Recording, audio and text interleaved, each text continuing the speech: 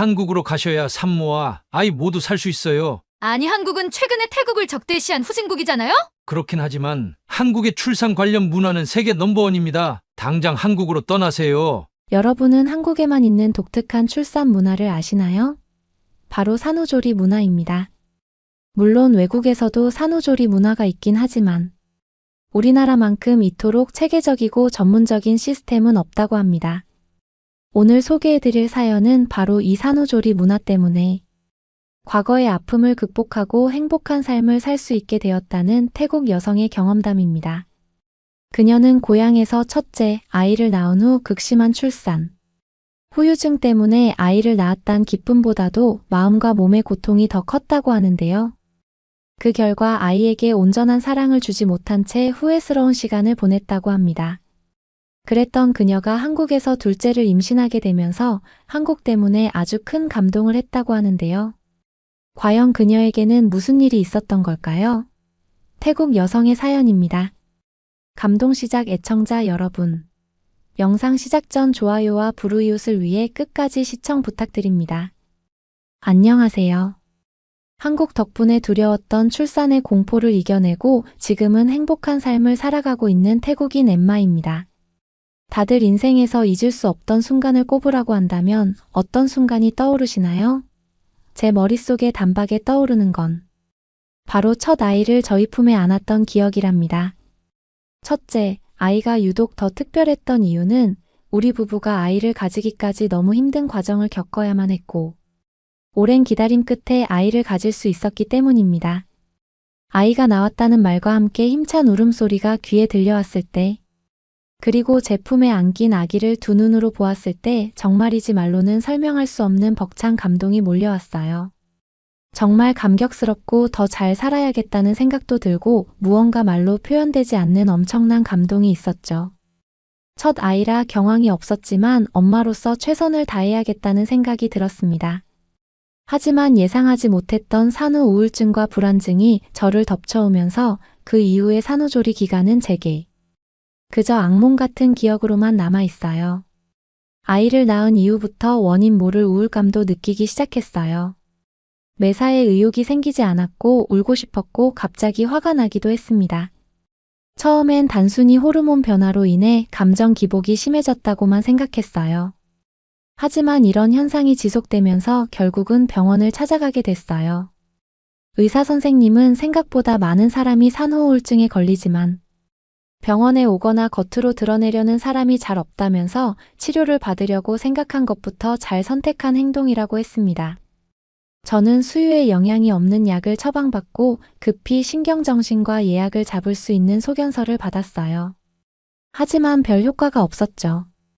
점점 홀로 어두운 동굴을 만들고 그곳으로 거침없이 직진하고 있었습니다. 극도로 예민해진 성격 때문에 하루에도 몇 번씩 남편에게 미친 듯이 짜증을 내고 소리를 질러댔어요. 남편이 그런 저에게 지쳤다는 걸 알면서도 제 짜증은 브레이크 없는 자동차처럼 전혀 멈출 생각이 없었죠. 그리고 저 스스로도 점점 제 자신이 싫어졌습니다. 하루 종일 집에 있는 자신의 모습이 그렇게 초라할 수가 없더라고요. 아마 아이를 낳아보신 분들은 자기 몸이 시간이 지날수록 얼마나 망가져 가는지 체감하셨을 거예요. 잠을 제대로 자지 못하니 얼굴은 푸석푸석한 데다가 신경은 예민해질 대로 예민해져 있었고 늘어난 몸무게는 좀처럼 줄어들 생각을 하지 않았어요. 그리고 사회에서 고립된 느낌이 들면서 다시 내가 예전의 모습으로 돌아갈 수 있을까? 너무나 막막하기도 했고요. 괜히 억울한 생각에 죄 없는 남편이 마냥 밉기만 했었네요. 시간이 흐를수록 우울함은 더욱 심해졌습니다. 아이를 바라볼 때면 이렇게 작은 아이가 내 뱃속에서 나왔다는 사실이 신기하다가도 너무나 작고 약해 보여 혹시라도 잘못될까 불안함에 전전긍긍했고 낮에 혼자 아이를 돌보면서 가만히 보고 있으면 괜히 서글퍼서 눈물이 뚝뚝 떨어지기도 했습니다. 어릴 때부터 생각해왔던 육아라는 건 아름답게 보이기만 했는데 막상 현실은 그렇지 못했어요. 완벽한 육아를 하고 싶었지만 아이 앞에서 저라는 사람은 점점 작아져만 갔고요. 이렇게 사랑스러운 내 자식을 두고 무기력하다는 사실을 받아들이기도 힘들었어요. 지금 와서 생각해보면 완벽한 육아에 대한 의무감과 강박관념이 그 상황에 있는 절 더욱 힘들게 만들었던 것 같아요. 힘겹게 가진 아이라는 점 그리고 누구보다 아이를 기다렸던 부부였기 때문에 완벽한 엄마가 되어야 한다는 생각이 심했죠. 그런 생각 때문에 부담을 가진 탓이었을까요? 최선을 다해보기도 전에 체력적으로도 정신적으로도 지쳐버려서 시도조차 할 수 없었습니다. 게다가 저는 이전까지 갓난아기를 가까이서 본 적이 거의 없어 내 팔뚝에 반만한 아기를 혼자 돌봐야 한다는 것에 대해 엄청난 부담을 가지고 있던 상태이기도 했고요. 너무나 혼란스러웠으며 예쁜 아이를 두고 엄마가 우울함을 가진다는 것에 죄책감을 느낀 저는 그토록 힘든 상황이었지만 주변 누구에게도 이런 감정을 속 시원하게 털어놓을 수 없었습니다. 그 이후 제가 다시 정신을 차릴 수 있고 평범한 나날을 보낼 수 있기까지 꽤 오랜 시간이 걸렸죠. 그리고 몇 년 후 계획에 없었던 둘째 아이가 생기게 되었습니다. 이전에 트라우마가 떠올랐기 때문에 그 사실을 알았을 때 남편과 전 기쁨보다 두려움이 더 크게 다가왔어요. 산후조리를 다시 해야 한다는 생각에 두렵고 어떻게 대처해야 할지 막막했죠. 우울증은 모두 회복했지만 아이를 낳으면 그것이 다시금 저를 찾아올 것만 같았거든요. 하지만 남편의 반응은 달랐습니다.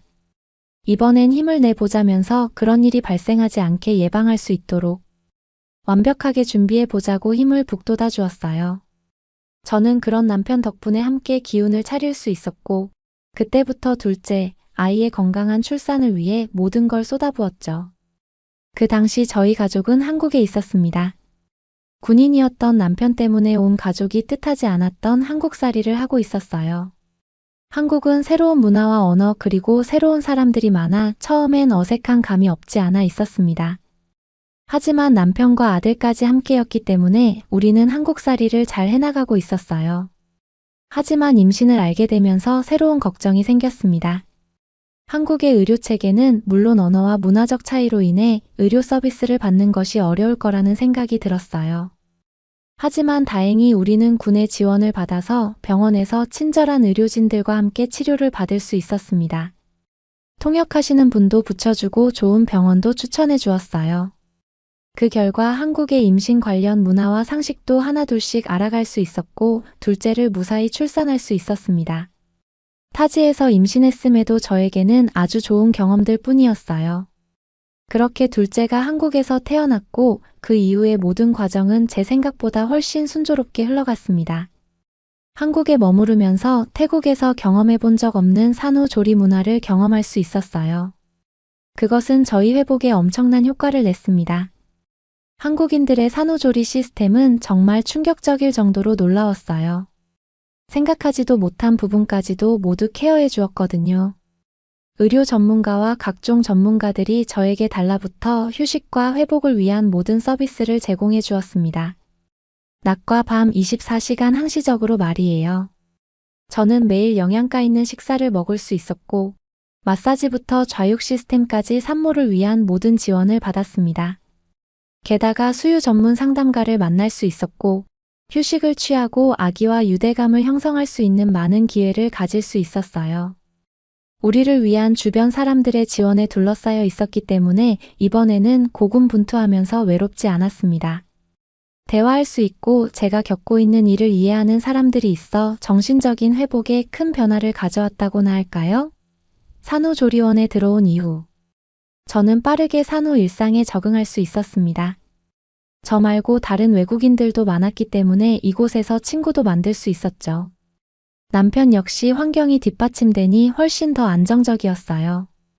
며칠이 지나면서 불안과 우울증이 첫 아이 이후보다 훨씬 더 관리하기 쉬웠다는 것을 알게 되었죠. 한국에서 받은 산후조리는 회복의 필수적인 부분이라는 것이 분명하다고 느꼈습니다. 그 경험에 감사하지 않을 수 없었네요. 문득 첫째, 아이에게 그러지 못했던 과거가 떠올라 미안한 마음이 들기도 했어요. 당신은 엄마로서 실패한 것 같고 죄책감이 압도적이었죠. 모든 일을 수월하게 해나가는 듯한 여느 초보 엄마들과 비교하지 않을 수 없었고 부족함만 더 커 보였어요. 마치 다른 사람은 완벽한 육아를 하는 듯 보이는데 나만 이런 일을 겪고 있는 것처럼 느껴졌죠. 아이를 사랑한다는 건 알지만 정신적인 문제로 힘들어질 때면 아이를 키우면서 행복을 느끼지 못한다는 게 참 괴로웠어요. 하지만 한국에서의 완벽했던 산후조리 덕분일까요? 이제는 저희 마음도 몸도 건강하니 아이에게 사랑을 듬뿍 줄 수 있겠다는 생각이 들었습니다. 첫째 때보다 더욱더 잘 키울 수 있다는 자신감도 마구 솟구쳤고요. 한국식 산후조리를 경험한 이후 저는 이것을 모두에게 강력하게 추천하고 다녔어요. 아무래도 산후조리라는 개념이 태국에는 없다 보니까 친구들 중에 아이를 낳은 이후 고생하는 사람이 많이 보이거든요. 특히 저는 그 모든 것들을 이미 첫째 때 겪었기 때문에 어려움을 겪는 산모들이 더 눈에 들어왔고, 그래서 그들을 도와주고 싶은 마음이 더 간절했죠. 전할 수 있는 최선을 다해 한국식 산후조리를 알려주었습니다. 그리고 사실 돈과 시간적인 여유만 있다면 실제 한국에 방문하는 것이 가장 좋다고 이야기했어요. 실제 가서 받는 케어는 확실히 다르거든요. 시설도 그렇고 서비스도 그렇고 말이에요. 그리고 출산 이후엔 뭐든지 나 혼자 하는 것보다 옆에서 누군가 거들어 준다는 것만으로도 엄청난 도움이 됩니다. 저에게 한국식 산후조리 이야기를 들은 사람들은 그런 체계적인 시스템이 존재하는 게 한국이 유일한 것 같다며 감탄했어요. 그것이 큰 메리트이기도 하고요. 실제로 한국산후조리원에서 들은 이야기인데 전 세계 수많은 상류층 사람들이 한국의 산후조리원을 이용하기 위해 원정 출산을 하러 오는 상황까지 벌어지고 있다고 하더라고요. 그것은 과장된 게 아니라는 걸 알아요. 저는 충분히 이해가 가거든요. 한국의 산후조리 체계는 다른 어느 나라보다 완벽하고 완벽할 수밖에 없는 이유는 이미 한국에서는 몇십 년 전부터 출산 후 산모들이 산후조리원에 들어가 산욕기 동안 요양하며 몸을 회복할 수 있도록 하는 문화가 발달해 있기 때문입니다. 알고 보니 한국은 예부터 산모가 아이를 낳고 나서 제대로 관리하지 않으면 뼈 속이 시리고 온몸이 아프다는 산후풍에 평생 시달릴 수 있다는 이유로 신경 써서 관리하더라고요. 이렇게 산모를 생각해주는 문화가 정착되어 있는 한국이 너무나도 부럽습니다. 한국에서 산후조리원 개념이 대박난 이후 주변 몇몇 나라에서도 그들을 따라 한 것으로 알고 있지만 모두 한국 같은 것은 아닌 것 같더라고요. 특히 중국 산후조리원을 이용한 한 외국인은 시설의 위생이나 서비스도 말할 것도 없고 품질조차 저급해 하루도 채 있지 않고 나왔다고 합니다. 그곳은 한국의 산후조리원을 따라했다고 하기도 민망한 수준이며 다시는 가지 않을 거라며 혹평했죠. 이런 걸 보면 아직까지 산후조리는 한국이 최고라고 생각해요. 태국에는 출산 직후 따로 산후 관리를 받는 시스템이 전혀 없어 이런 관리를 받지 못한 채 골골대야 하죠. 물론 동양권 여성보다 골격과 뼈대 때문에 회복성과 탄력성이 우수하긴 하지만 출산이라는 힘든 과정을 지난 산모에게 산후조리는 없어선 안 될 시스템이에요. 이미 경험한 사람으로서 실제로 한국에서 신세계인 산후조리를 경험한 것이 회복에 큰 변화를 가져왔다는 걸 그 누구보다 잘 알고 있으니까요. 산후조리는 단순히 육체적이고 정신적인 건강 상태를 치료하는 것만이 아니라는 것을 깨달았기도 하고요. 이는 여성이 안전하고 양육적인 환경에서 출산 후 회복할 수 있도록 지원 및 보살핌의 문화를 만드는 것입니다. 이러한 종류의 치료가 태국에서 더 널리 보급되어 앞으로 더 많은 여성들이 혜택을 받을 수 있기를 바라요. 진심으로 말입니다. 여러분은 이번 사연을 통해 어떤 것을 느끼셨나요? 둘째를 임신한 후 산후통과 우울증을 겪었던 과거 때문에 염려가 많았지만 한국의 산후조리 문화 덕분에 행복한 산후 기간을 보낼 수 있었던 태국 여성 사이퐁 씨의 사연이었습니다. 그녀는 첫째 아이를 낳으면서 엄마가 되기 위한 혹독한 신고식을 넘어 아이까지 제대로 돌보지 못하는 어려움을 겪었습니다. 우리는 이를 통해 산후조리가 얼마나 중요하고 그것이 산모와 아기에게도 얼마나 큰 영향을 미칠 수 있는지를 알 수 있는데요. 올바른 산후조리가 이루어진다면 신체적 정신적 건강은 물론이고 자녀를 돌보는 능력 또한 크게 향상시킬 수 있습니다. 그러나 안타깝게도 태국 같은 나라에는 산후조리라는 개념이 잘 없다 보니 많은 초보 엄마들이 산후 우울증이나 산후통으로 고생하는 경우가 흔한데요. 그에 반해 우리나라는 산모의 건강과 웰빙을 최우선으로 생각하며 지금도 산후조리 문화가 끊임없이 발전해 나가고 있습니다. 영양가 있는 식사, 마사지, 수유 지원, 긴장을 풀고 아기와 유대감을 형성할 수 있는 기회 등 외국에서는 따라하고 싶어도 따라하기조차 쉽지 않을 정도죠. 일부 국가에서는 한국의 산후조리 문화를 부러워한 나머지 한국의 산후조리원을 모방하려는 시도가 계속해서 이루어지고 있는데요. 하지만 한국의 도움 없이 자발적으로 만들어진 산후조리원들은 한국의 높은 수준에 미치지 못하고 오히려 산모들에게 더 큰 피해를 발생시키는 안타까운 일도 발생하고 있습니다. 이 점을 생각해 보면 우리 한국인들이 외국에도 우리의 좋은 산후조리 문화를 전파해서 더 많은 산모들이 혜택을 받을 수 있도록 하는 시도도 나름 필요해 보이는군요. 그러면 더욱 감동적인 다음 사연으로 넘어가겠습니다. 외국인이 난생 처음 한국인을 만났을 때 한국인에게는 정말 마늘 냄새가 난다고 느낄까요? 그 말에 대한 대답은 이번 사연을 통해 들으실 수 있을 것 같습니다. 이번 사연의 주인공은 사람들이 맡지 못하는 아주 미세한 냄새까지도 맡을 수 있을 정도로 아주 특별한 후각 능력을 가진 채 태어났다고 합니다. 그래서 이 사연자는 다른 사람들보다 몇 배는 더 뛰어나게 냄새를 분별할 수 있다고 하는데요. 이 사연자가 태어나서 한국에 처음으로 오게 되었다고 합니다. 한국에서 느낌 맡게 된 냄새들에 대한 솔직한 이야기를 해주었는데요. 그녀가 한국에서 맡은 냄새는 과연 무슨 냄새일까요? 오늘의 이야기 시작하도록 하겠습니다. 갓 태어난 아기는 색을 구별하지 못하며 적어도 생후 6개월 이상은 지나야 사물을 정확히 구별하고 볼 수 있는 거 알고 계신가요? 하지만 후각만큼은 다르죠. 냄새를 통해 아주 예민하게 엄마에게 친근감을 느끼고 낯선 이를 알아챈 수 있어요. 그래서 후각은 사람이 가진 감각 중 가장 원시적인 감각으로 불리기도 하는데요. 사람마다 좋아하는 냄새는 다 다르겠지만 바삭하게 튀긴 치킨 냄새나 스테이크를 굽는 고기 냄새 먹거리 코너를 지나가면 나는 향해 나도 모르게 배가 고프지 않았는데 먹고 싶다는 의욕이 확 들게 되는 경험 모두 한 번쯤 혹은 그 이상 반드시 있으실 거라 장담할게요. 후각의 힘은 우리가 생각하고 있는 것보다 훨씬 더 대단합니다. 그리고 우리 생활에 알게 모르게 가장 큰 영향을 끼치고 있어요. 저는 어릴 적부터 천부적인 후각 능력이 있었습니다. 하지만 평범하지 않은 그 능력 때문에 어딜 가든 괴짜 취급이나 예민한 애로 취급받기 일쑤였어요. 제가 원해서 이렇게 태어난 것은 아닌데 그건 점점 더 사람들을 제 주변에서 멀어지게 했죠. 그러다 보니 저는 점점 서서히 저만의 세계 속으로 더 깊이 빠져들어가게 되었습니다. 그러다 문득 결심했어요. 이건 단점이 아니라 장점이라고. 그래서 이 장점을 살릴 수 있는 일을 해보자고 말이죠. 그래서 저는 현재 아주 강력한 감각인 이 후각과 아주 밀접한 일을 하고 있습니다.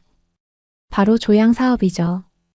저는 현재 이탈리아 로마 근처에서 향기와 성분, 효능 등에 대해 연구하고 소비자들에게 피부와 공간을 위한 다양한 향기 제품을 만드는 일을 하고 있어요.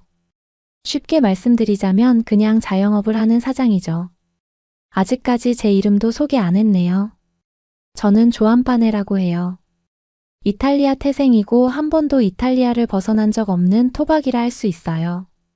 벗어날 일도 없었지만요. 게다가 어린 나이에 사업에 뛰어들어 정신없이 사느라 다른 걸 경험할 시간도 없었죠. 그래도 그 덕에 20대 후반이라는 비교적 이른 나이에 지점 3개를 내게 된 게 아닐까 싶어요. 사업을 시작하고 처음에 꽤 반응이 좋았기 때문에 가능성이 있다며 성급하게 굴기도 했어요. 더 잘 되려면 잘 될 때 얼른 더 확장하며 지점 개수를 늘려야 한다고 생각했고 투자라는 생각으로 무리하며 한 개씩 지점을 늘리면서 그 결과 총 4개가 된 건데요. 사람들은 이런 저를 보며 이렇게 평가하더라고요. 사업 수완이 엄청나게 좋든지 혹은 금수저든지 둘 중 하나일 거라 예상하지만 사실 그 2개 다 오답이에요. 이것들은 말하자면 전부 다 빚이죠.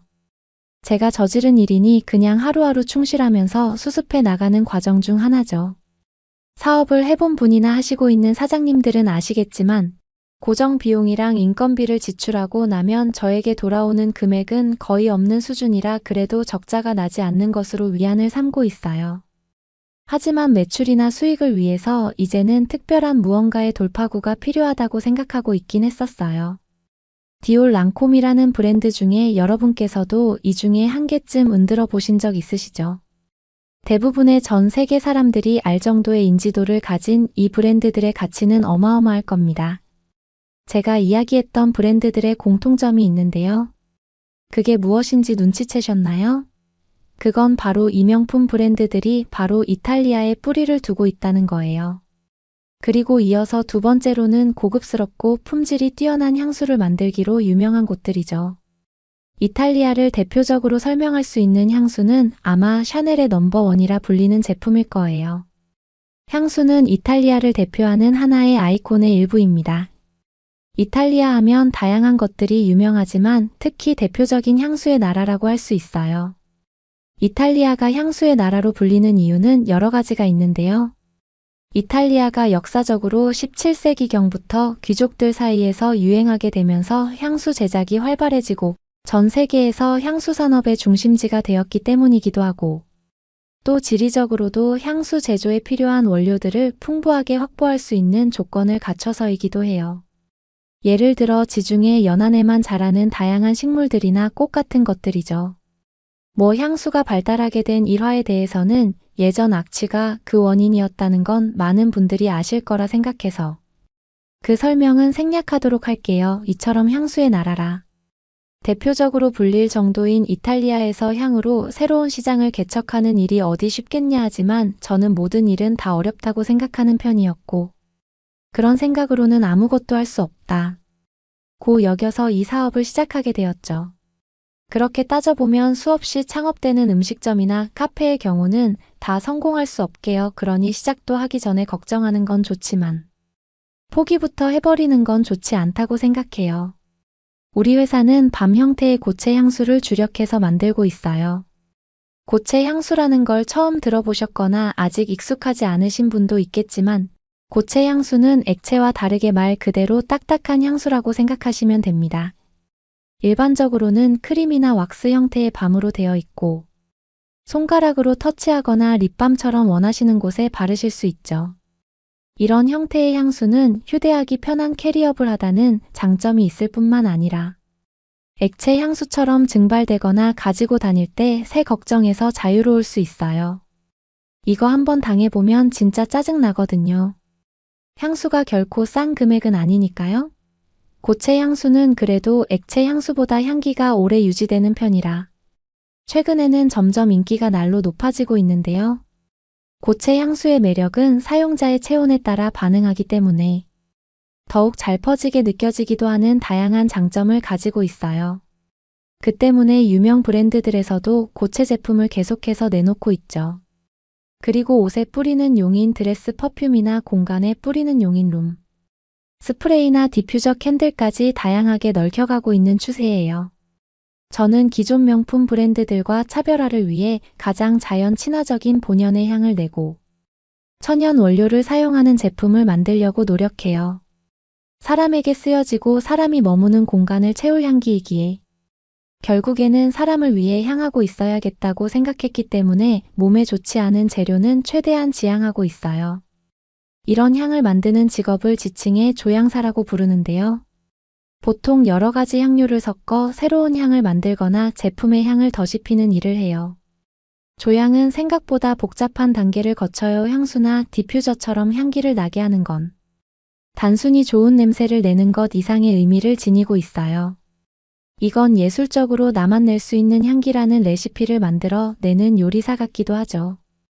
혹은 그 공식을 만들고 풀어가는 수학 문제 같기도 하며 특유의 미적인 가치도 담아낼 수 있는 미술과도 같아 저는 제가 하고 있는 일이 마치 종합 예술처럼 느껴져요. 제 장점을 최대한 살릴 수 있어서 다른 사람보다 훨씬 더 미세하게 작업할 수 있었어요. 조향의 가장 첫 단계는 사용할 사람의 연령, 성별 등을 고려해 만들고자 하는 향수의 이미지와 그 타입을 결정해야 합니다. 그 다음으로는 그에 어울리는 어코드에 맞춰 향수를 제조하는데요. 어코드란 향기를 바라는 개개의 물질이나 몇 가지를 조합해 조화를 이루는 기본적인 단위를 말하는 겁니다. 그 다음에는 그 향료들의 향을 맡은 후 향료명과 향의 특징을 기록하는 단계를 거쳐요. 이와 같은 과정을 올팩션이라 말해요. 모든 감각을 코에 집중시키고 그 향의 이미지를 잡아내는 올팩션을 마친 후에는 원하는 향을 골라 그 향들의 비율을 설정하는 조향 차트를 작성하면 되는데요. 이 조향 차트를 가지고 실험을 몇 번을 거치게 됩니다. 여기서 실험을 하는 이유는 처음부터 향수의 향을 정확하게 예측할 수 없기 때문이에요. 그래서 조향 차트 단계에 결정된 비율을 바탕으로 향료들을 섞은 후 그 향을 맡은 후 향까지 확인해서 전체적인 균형을 확인하는 거죠. 이 부분이 가장 어렵고 중요한 단계예요. 여기선 다시 가장 첫 순서로 돌아가 처음에 생각했던 이미지와 지금 향의 이미지가 부합한지 실험을 진행해요. 섬세한 후각과 섬세한 손놀림이 필요하죠. 향을 만드는 게 단순하게 생각되셨다면 그건 정말 오산일 거예요. 제 사연이 생각보다 흥미로우실 수 있어요. 유용하실 수 있으니 몇 가지 기본적인 걸 더 말씀드려 볼게요. 향은 그냥 딱 한 가지 향이 있는 것이 아니라 향도 구조가 있어요. 즉 향이 퍼지는 단계가 있는데요. 향이라고 쭉 같은 향이 나는 것이 아니잖아요. 처음에 느끼셨던 향과 조금 시간이 지난 다음에 느끼시는 향은 같은 향이 아니라는 걸 쉽게 아실 수 있으실 건데요. 그 구성 요소들을 간략하게 설명해 볼게요. 아마 알고 계시면 꽤나 도움되실 거예요. 우린 이 구조를 노트의 단계로 나눠 표현합니다. 향수 용어에서 노트란 글씨를 메모하는 노트가 아니에요. 스펠링은 똑같지만 전혀 다른 뜻을 가졌죠. 노트라는 영단어는 음표라는 뜻도 가지고 있는데요. 음악도 완성이 되려면 여러 개의 음표가 조화롭게 구성되어야 되는 것이 마치 향이 만들어지는 것과 같아 노트가 음표와 같은 뜻으로 사용되고 있어요. 즉 노트는 시간에 따라 달라지는 후각적 느낌이나 인상이라고 생각해 주시면 될 것 같아요. 그 단계에 대해 설명해 드리자면 보통 우리가 향을 처음 뿌리거나 개봉했을 때 딱 느껴지는 향을 탑노트라 부르는데요. 그 향 종류로는 시트러스, 허브, 그린 계열이 있어요. 여기서 시트러스는 귤 같은 과일류를 의미하는데 그 뜻처럼 풋풋하고 싱싱하고 청량감 있는 자몽, 오렌지, 레몬, 유자 같은 산뜻한 향이라 생각하시면 될 것 같아요. 이 시트러스 향이 남녀노소 보통 가장 호불호 없게 좋아하시는 향 중 하나예요. 탑노트는 보통 10분 정도 유지되죠. 이 향에 대해 처음 느끼는 첫인상을 심어주는 중요한 단계라 할 수 있어요. 탑노트가 은은하게 발현되고 난 뒤 사라지면 등장하는 단계는 바로 가장 중요한 중심부 역할을 해주는 미들 노트입니다. 1시간에서 많게는 3시간 정도의 단계인데요. 여기에는 알데히드, 플로랄, 스파이시, 프루티, 애니멀 등으로 구성되어 있어요. 미들 노트가 바로 향수에서 가장 핵심이 되는 단계라고 할 수 있죠. 그리고 마지막까지 남는 일명 잔향이라 생각하시면 되는 라스트 노트 단계가 있습니다.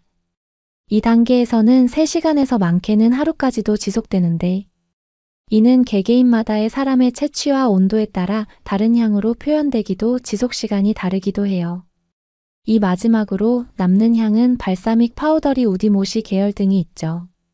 생각보다 꽤 복잡하고 세분화되어 있죠.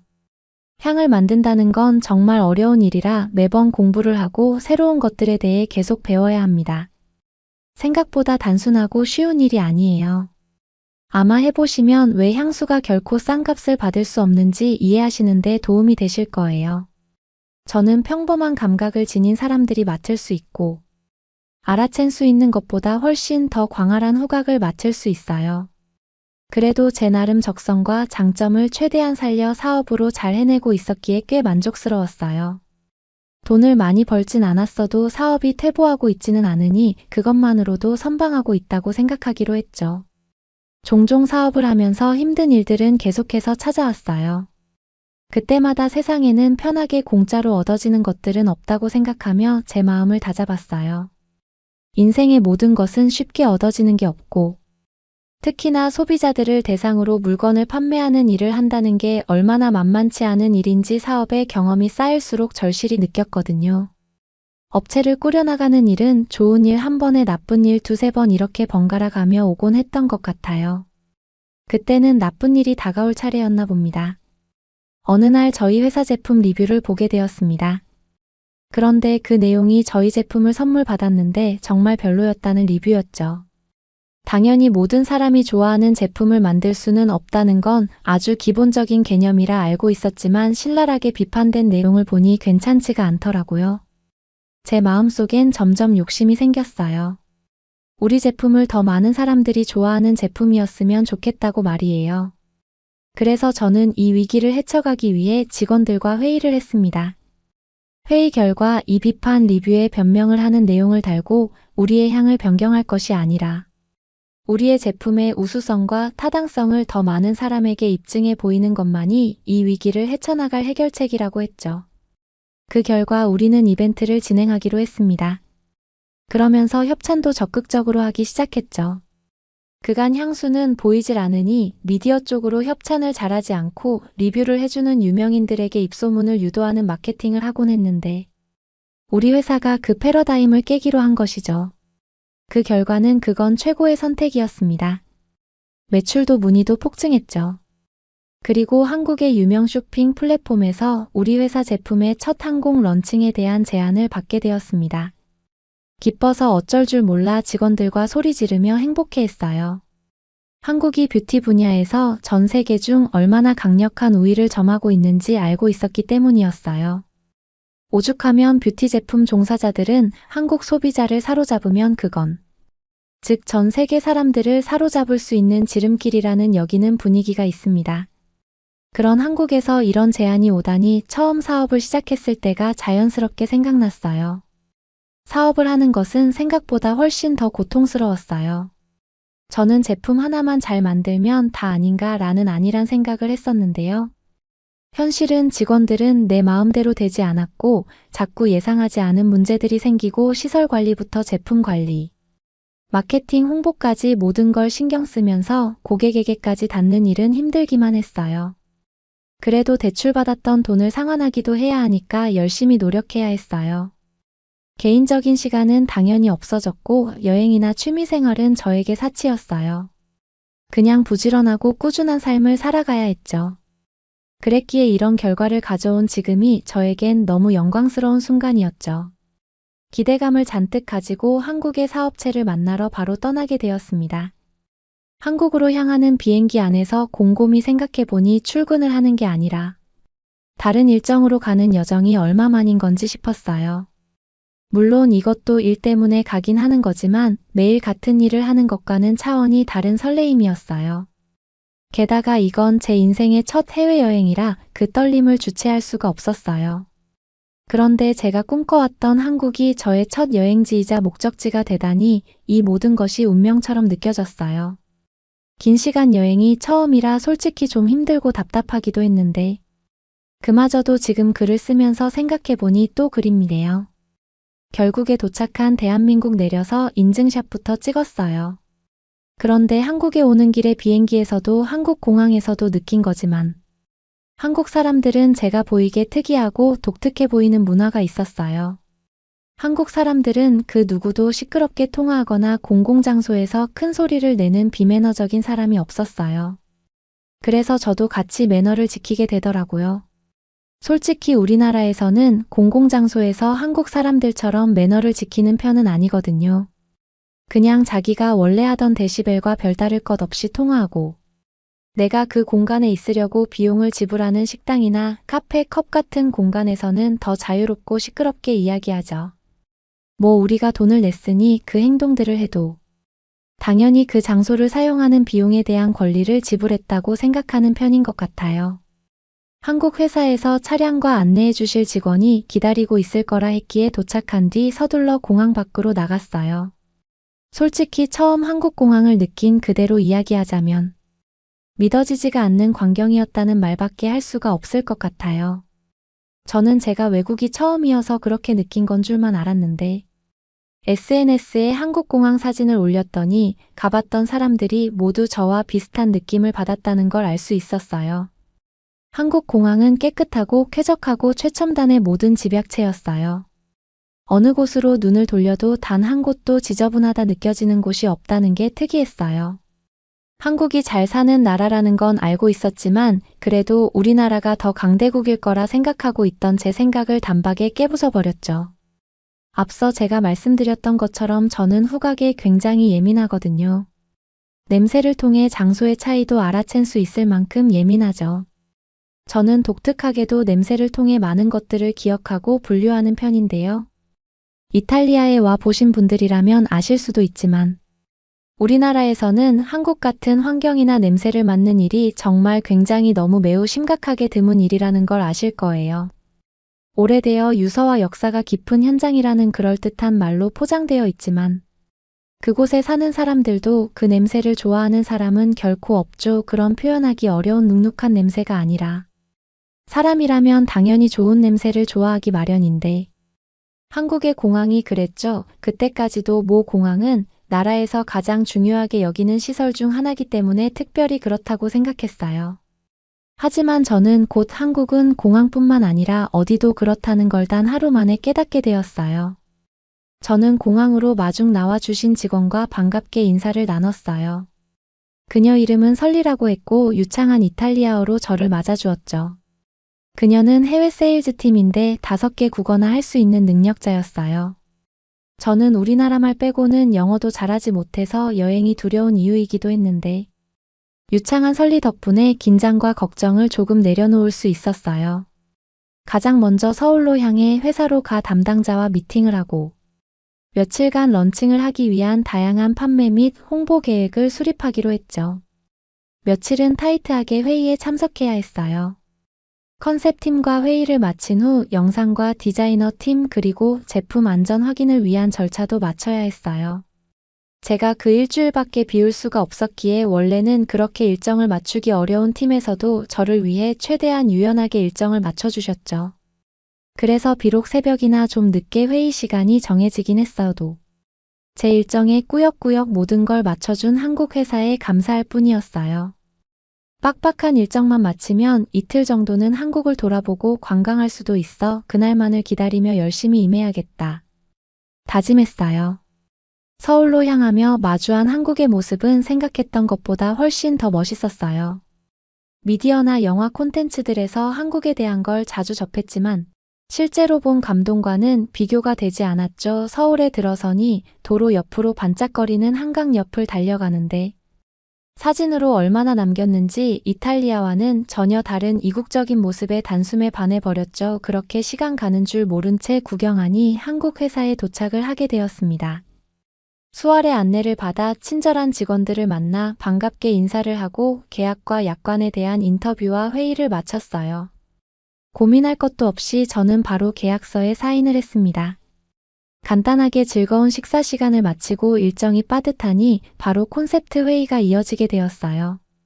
한국 회사에서는 저희 회사가 자연 친화적이고 자연 본연의 향을 내는데 큰 장점을 봐준 거였어요. 달콤하고 강렬한 향기를 좋아하는 분들은 우리 회사의 제품을 별로라 하시는 분도 종종 봤었기에 속상한 마음이 들기도 했었는데 드디어 알아봐주고 있다는 사실에 그 순간은 좀 울컥하더라고요. 계속해서 사람들을 위한 좋은 제품을 만드는 걸 소홀히 하지 않았던 제 스스로가 대견했어요. 사실 저희 방법은 회사의 수익률을 덜 가져다 주는데요. 아무래도 몸에 좋은 것들로만 선별해 사용하기 때문에 재료비가 많이 들 수밖에 없거든요. 그래서 종종 저를 아는 사람들은 다른 방향으로 사업을 조금 각도를 변경해 보는 것이 어떻겠느냐고 이야기하기도 했었지만 제가 고집을 피우고 수익이 안 나더라도 제품의 퀄리티를 유지해 왔었거든요. 그런데 그걸 이렇게 큰 한국 회사에서 알아봐줬다는 게 정말 큰 기쁨이었죠. 첫날 회의를 마치고 그 다음 날은 광고 회의, 또 그 다음 날은 지면 촬영 이야기, 또 그 다음 날은 홍보와 판매 방향에 대한 회의가 이어졌어요. 고된 일정이었지만 그래도 힘을 내게 했죠. 며칠간 한국에 머무르면서 대중교통을 이용해 호텔에서 미팅 장소로 이동하곤 했는데요. 새벽 5시 반에도 지하철을 탈 수 있었고 밤 12시가 넘어도 탈 수 있었다는 게 믿겨지질 않았어요. 그래서 저는 셋째 날에 설리에게 이상해서 한국은 지하철이 24시로 운행하는지 물었죠. 그러자 설리는 웃으며 그런 질문을 처음 받아본다고 아니라고 하더군요. 게다가 한국 사람들은 어떤 시간에도 이용하는 이용객이 꽤 많았어요.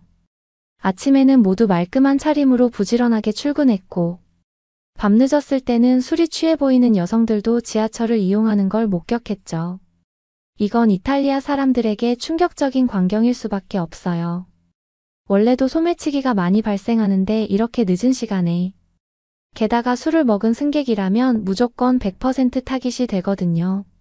하지만 한국은 오히려 졸던 승객에 떨어진 물건을 주워주고 주머니에서 심지어 떨어질 것 같은 지갑이나 휴대폰을 툭툭 쳐서 알려주는 모습도 봤어요.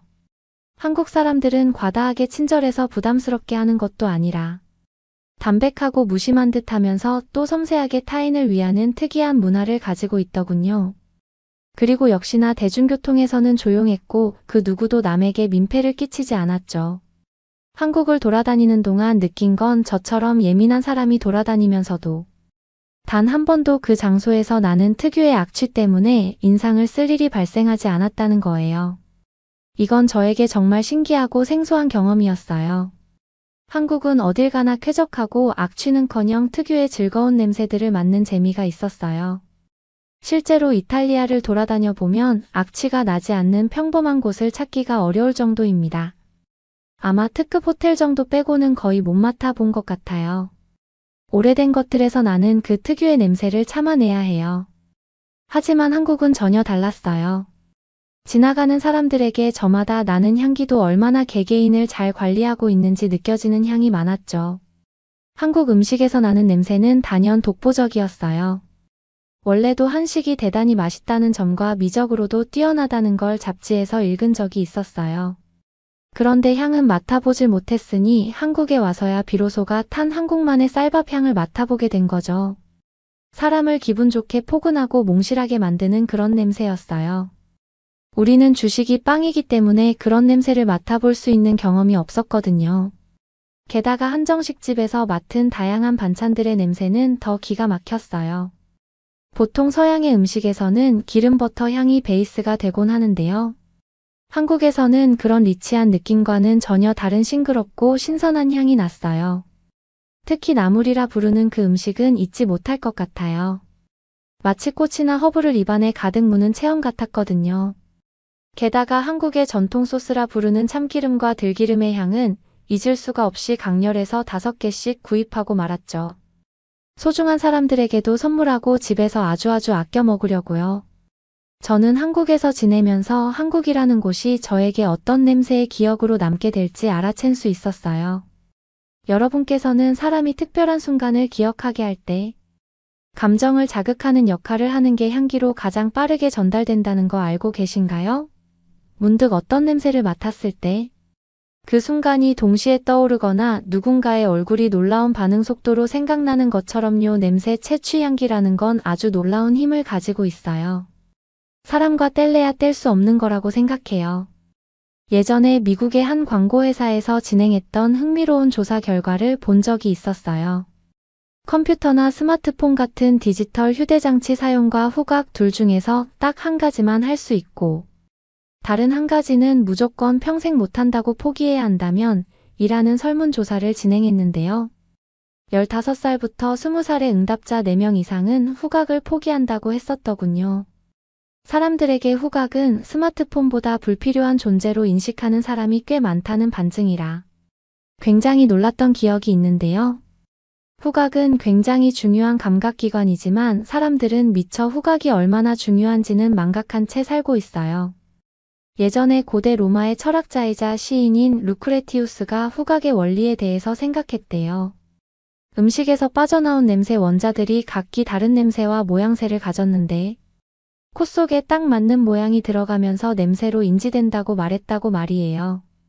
조금 귀여운 생각처럼 들리시나요? 지금 들으면 웃긴 상상처럼 들릴 수도 있겠지만 실제로 우리가 후각을 맡는 원리와 꽤 유사해요. 냄새를 맡을 수 있는 것은 냄새에서 제공하는 휘발성. 미립자가 공기 중에 섞여 코 속으로 들어가면 후각의 상피세포를 자극하게 됩니다. 후각 상피세포는 코 안의 점막에 있는 일종의 센서라고 보시면 되는데요. 후각 상피세포에는 후각 수용체가 있는데 인간은 1000여 개나 가지고 있거든요. 이 후각 수용체는 대뇌 안쪽에 있는 변형계라는 곳까지 영향을 줍니다. 변형계라는 곳은 인간의 뇌에서 기억과 감정을 관장하는 부위거든요. 그래서 우리가 어떤 향을 맡으면 단순히 향만 맡고 느끼는 것과 아니라 특정한 향이라면 그 냄새에 얽힌 감정이나 기분, 그리고 기억도까지 연상되어 떠오르게 되는 거예요. 인간의 몸에서 각각의 수용체들이 경험 때문에 반응하는 냄새 입자를 기억하는 건데요. 즉 냄새에는 기억이 함께 동반된다고 생각하시면 쉽죠. 그래서 저는 아마 한국을 기억할 때 이 냄새도 함께 동반될 거예요. 당연히 좋은 기억으로 남을 수밖에 없겠죠. 냄새가 가진 기억의 힘은 생각보다도 정말 강해요. 그래서 익숙한 냄새를 기억하기 때문에 김치 냄새를 외국인이 맡기 어려워하고 한국 사람들은 괜찮은 것도 그 원리라고 보시면 됩니다. 후각은 인간의 그 어떤 감각보다 문화사회 기억 추억과 밀접하게 연관된 감각이라 생각해요. 그런 후각적으로 느꼈을 때 한국은 정말 좋은 기억을 줄 도시였어요. 커뮤니티에서 한국 사람들에게 마늘 냄새가 난다고 들었었는데 저는 전혀 그런 걸 느끼지 못했어요. 오히려 그런 느낌은 이탈리아에서 다른 인종에게 더 느꼈었죠.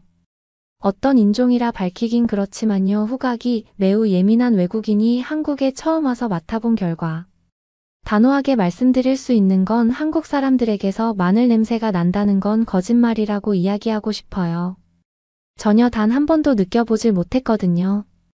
특히 한국의 교보문고라 불리는 대형 서점에 들어갔을 때 서점에서 향기가 나는 걸 보고 굉장히 강렬히 기억에 박혔던 게 생각나네요. 서점에 들어갔을 때 우리는 흔히 무슨 냄새가 날 것이라 생각을 하진 않는데요. 한국의 서점은 향기뿐만 아니라 가습기에 청정기까지 수시로 곳곳에 두어서 향기가 그 공간을 가득 채워주었었죠. 책을 찾고 읽고 고르는 일은 다른 쇼핑에 비해 더 시간이 걸리는 상품인데 그 시간들을 기분 좋은 기억으로 채워준다는 점에서 많은 걸 깨닫게 되었어요. 한국은 단순히 상품을 파는 것이 아니라 공간에 머무는 사람들을 위해 향기로까지 채워 공간에 대한 체험형 장소를 활발하게 적용하고 있다는 걸 알았어요. 머물고 싶은 공간을 만드는 게 물건을 파는 사람의 입장에 가장 큰 첫 번째라는 걸 한국 사람들은 간파한 거죠. 사업을 하는 입장으로 정말 큰 깨달음을 얻게 되었던 점이었습니다. 한국에서의 타이트한 일정들을 무사히 마치고 다시 이탈리아의 일상에 복귀했어요. 돌아오는 발렌타인데이에 맞춰 런칭되기로 했는데 걱정 반 기대 반이네요. 잘 안 되더라도 실망하진 않으려고 해요. 한국에 가서 뭐 하나라도 깨닫고 온 게 있잖아요. 단순히 상품만 중요한 게 아니라 상품을 사는 과정. 기억까지 좋은 기억으로 만드는 그런 향을 만드는 사람이 되고 싶네요. 그래도 이왕이면 한국에서 반응이 좋으면 더 좋겠죠. 어떤 사람은 저에게 공기 중에 한번 흩어지고 나면 금방 사라지고 많은 그런 걸 왜 하는 거냐고 묻기도 하더군요. 아마 그런 사람들은 냄새라는 게 얼마나 큰 힘을 가진지 모르고 하는 말이겠죠. 여러분은 어떠세요? 가장 좋아하는 향이나 그리운 냄새가 있으신가요? 저는 벌써 한국의 향이 그립네요. 저는 제 특이한 능력을 계속 좋은 쪽의 방향으로 발전시키려고 해요. 꼭 한국에서의 런칭 결과가 좋아서 한 번 더 빠른 시일 내로 한국에 다시 갈 수 있기를 바라면서 오늘도 늘 그랬던 것처럼 열심히 살아보겠습니다. 여러분은 어떻게 보셨나요? 응원과 격려의 한마디씩을 댓글로 남겨주시기 바랍니다. 사연자분들에게 전달해드리겠습니다. 실제 사연 제보를 받고 있습니다. 채택되신 분께는 작은 선물도 보내드리고 있습니다. 저희의 사연이 여러분의 하루에 작은 힘이 될 수 있었으면 좋겠습니다. 감동적인 사연을 주변 분들과 이야기 나눠보세요. 더욱더 좋은 영상으로 다시 찾아뵙겠습니다.